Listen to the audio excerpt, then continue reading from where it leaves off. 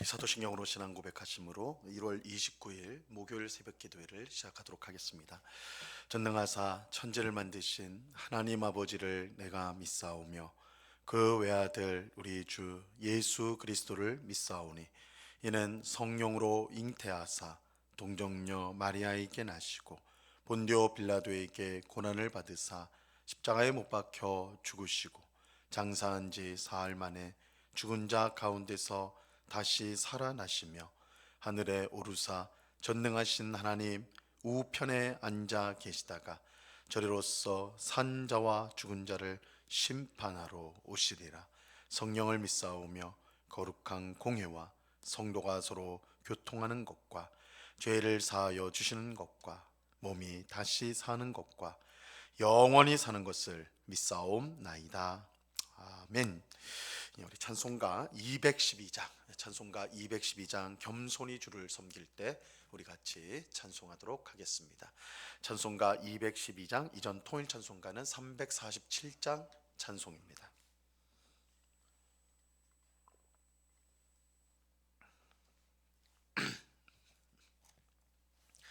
찬송가 212장을 같이 찬송하도록 하겠습니다. 겸손히 주를 섬길 때 괴로운 일이 많으나 구주여 내게 임주사 잘 감당하게 하소서. 인자한 말을 가지고 사람을 감화시키며 갈 길을 잃은 무리를 잘 인도하게 하소서. 구주의 귀한 인내를 깨달아 하시고 굳건한 믿음 주셔서 늘 승리하게 하소서. 장래의 영광 비추사 소망이 되게 하시며 구주와 함께 살면서 참 평강 얻게 하소서.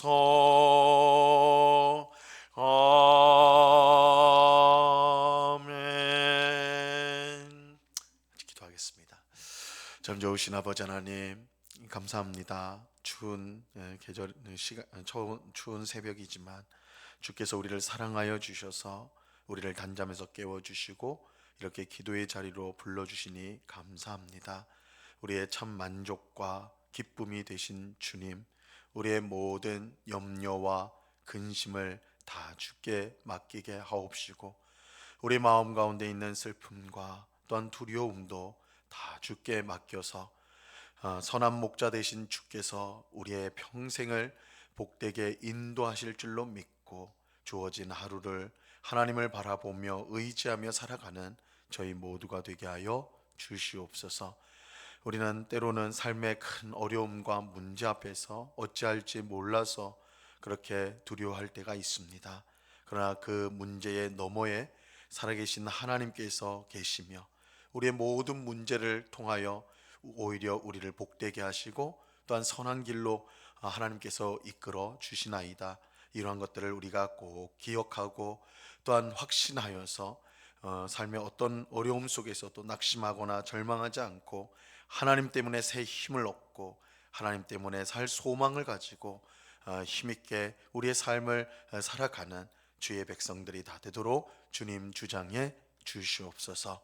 아버지 하나님, 세상의 유혹과 또한 더러운 쾌락과 또한 악한 것들을 즐거워하지 않게 하시고 세상이 주는 잠시 잠깐의 만족이나 기쁨이 예수님 안에 있는 영원한 기쁨과 만족과 비교할 때 아무것도 아니라는 것을 깨닫고 하나님 안에서, 예수님 안에서 정말 풍성한 은혜를 누리며 만족과 기쁨을 누리며 그것으로 감사하며 즐거워하며 살아가는, 정말 주님이 부어주신 그 사랑과 은혜를 힘입어 또한 우리만 기뻐할 것이 아니요 또한 우리의 이웃에게 또한 그 기쁨과 사랑을 증거하는 그런 복된 성도의 삶을 살아가는 저희 되게 하여 주시옵소서. 이 시간 주의 말씀을 듣고자 합니다.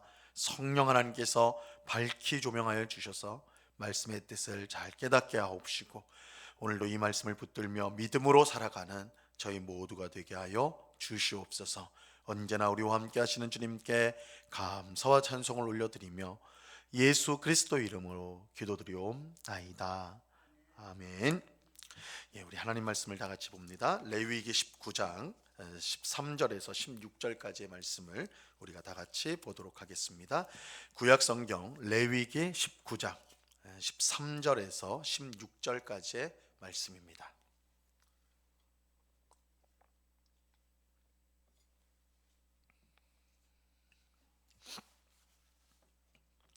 레위기 19장 13절에서 16절까지의 말씀, 우리가 하나님의 말씀을 한 목소리로 다 같이 읽도록 하겠습니다. 우리 13절부터 16절까지 같이 읽습니다. 시작. 너는 내 이웃을 억압하지 말며 착취하지 말며 품꾼의 삭을 아침까지 밤새도록 내게 두지 말며 너는 귀먹은 자를 저주하지 말며 맹인 앞에 장애물을 놓지 말고 내 하나님을 경외하라. 나는 여호와이니라. 너희는 재판할 때에 불의를 행하지 말며 가난한 자의 편을 들지 말며 세력 있는 자라고 두둔하지 말고 공의로 사람을 재판할지며 너는 내 백성 중에 돌아다니며 사람을 비방하지 말며 내 이웃의 피를 흘려 이익을 도모하지 말라. 나는 여호와이니라. 아멘. 하나님은 내가 거룩하니 너희도 거룩하라고 말씀하십니다. 이 말씀은 너희가 하나님의 백성이 되었으니 하나님 백성답게 이 땅에서 살아야 된다라는 것입니다. 그러면 어떻게 사는 것이 하나님 백성답게 사는 것일까요? 우리는 하나님께 예배를 잘 드리고 말씀과 기도 생활을 성실히 하고 또 봉사를 열심히 하는 것, 또 전도 열심히 하는 것, 그것이 하나님 백성답게 사는 것이다, 이렇게 보통 생각하지요. 물론 이것이 하나님 백성답게 사는 분명한 모습입니다. 하지만 교회를 중심으로 이루어지는 이런 것만 하나님 백성답게 사는 모습이 아니에요. 하나님은 무엇보다 이웃과 바른 관계를 맺는 것이 하나님 백성다움이고 또한 하나님이 기뻐하시는 거룩이라고 말씀하십니다. 자, 오늘 본문 13절 말씀을 보세요. 너는 내 이웃을 억압하지 말며 착취하지 말며 품꾼의 삭을 아침까지 밤새도록 내게 두지 말며. 하나님은 내 이웃을 억압하거나 착취하지 말라고 말씀합니다. 그 예로 품꾼의 삭을 아침까지 밤새도록 내게 두어서는 안 된다, 이렇게 말씀하세요. 이 품꾼은 하루를 벌어서 하루를 사는 사람을 뜻하는 것입니다.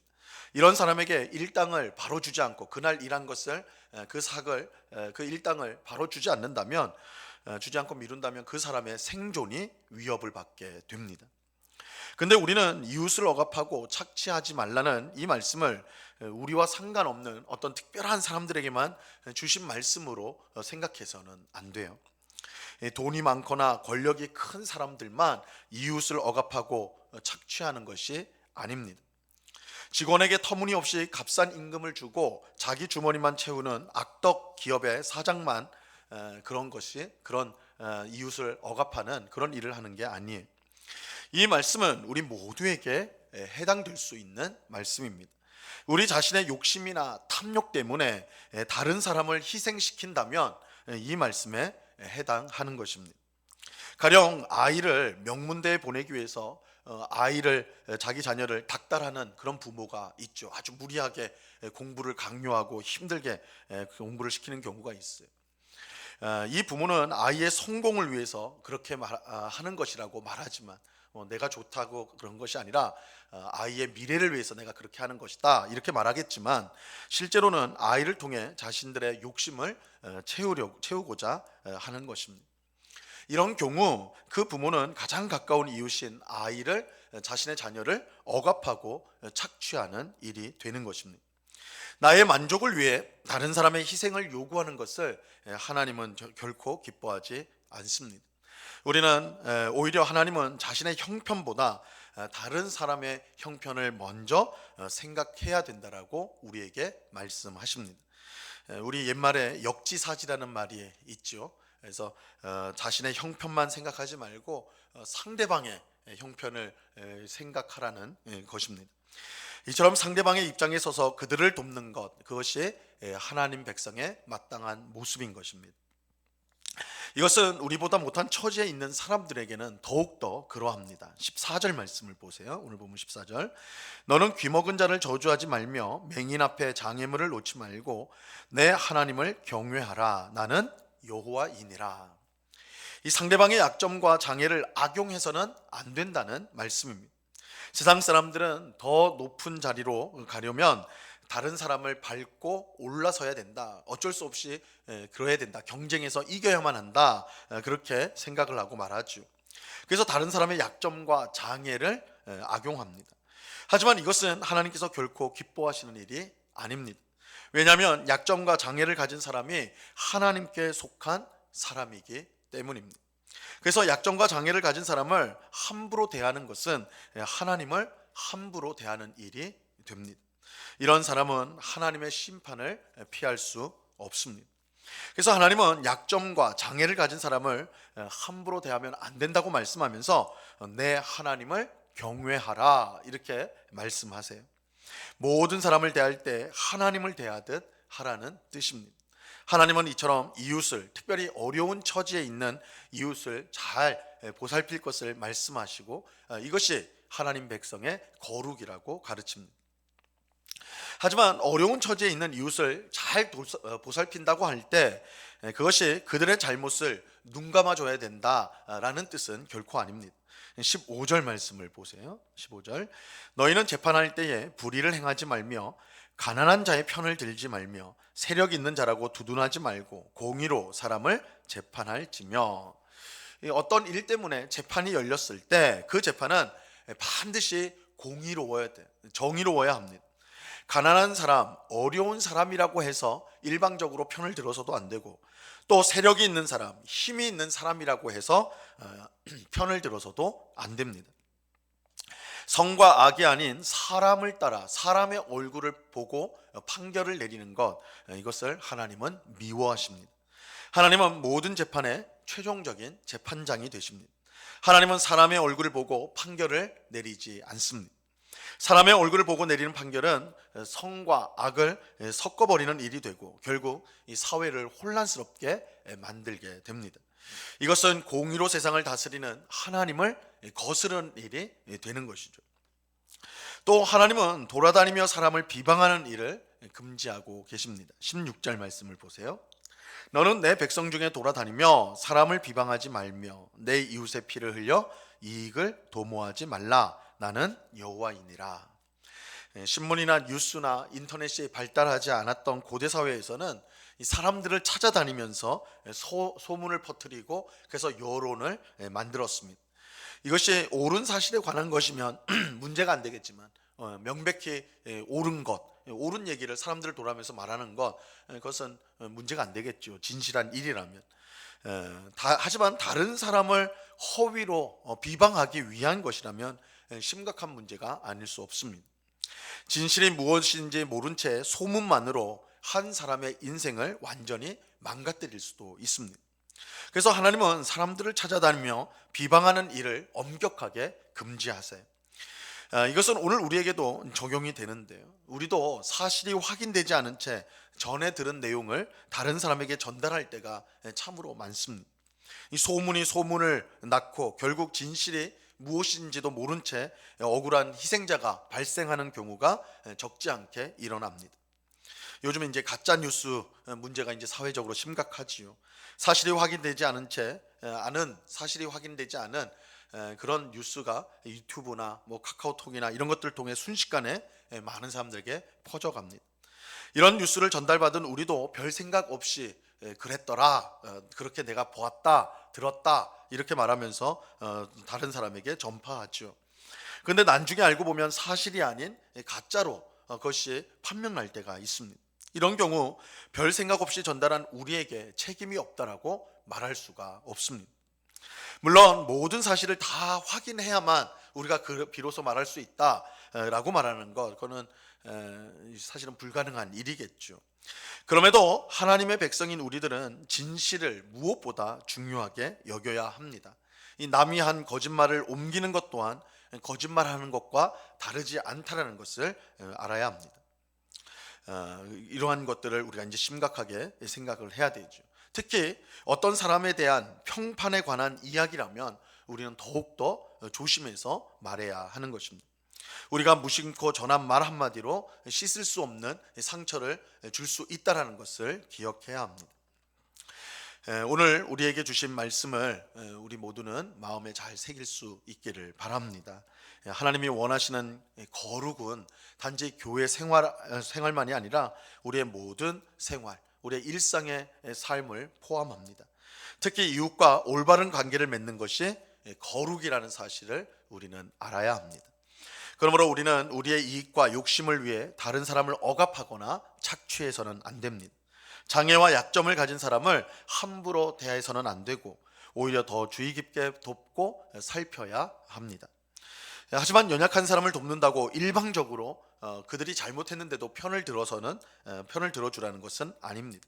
이 선악을 판결할 때는 그 사람이 가난하고 힘이 없는 사람이든 부유하고 힘이 센 사람이든 사람의 얼굴을 보지 않고 공의롭게 판단해야 합니다. 왜냐하면 하나님께서 공의로 이 세상을 다스리고 계시기 때문입니다. 마지막으로 우리는 진실을 알지 못하는 사실을 다른 사람에게 전하는 일에 극히 조심해야 합니다. 특히 다른 사람에 관한 이야기, 평판에 관한 이야기는 본인이 정확히 알지 않고는 다른 사람에게 전달하는 일을 우리는 자제해야 돼요.